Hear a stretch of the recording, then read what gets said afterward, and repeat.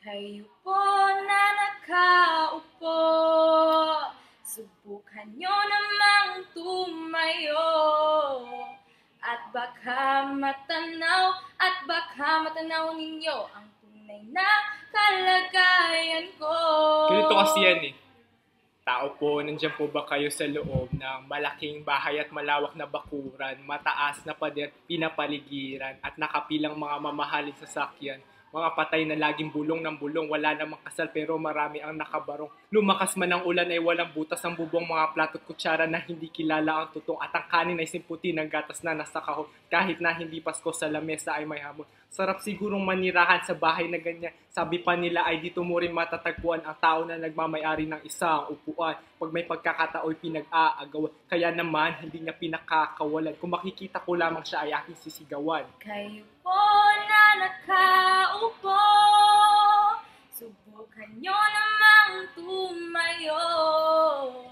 At baka matanaw ninyo ang tunay na kalagayan ko.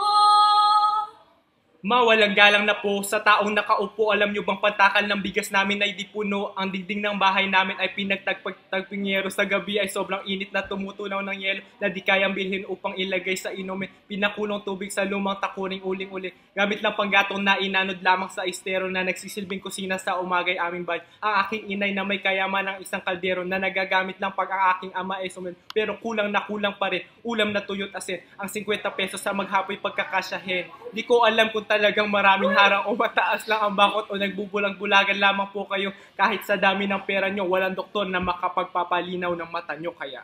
Huwag kang masyadong halata, bato-bato sa langit. Ang matama ay huwag magalit. Oh, bato-bato, bato sa langit. Ang matamaan ay huwag masyadong halata. Huwag kang masyadong halata. Huwag kang masyadong halata.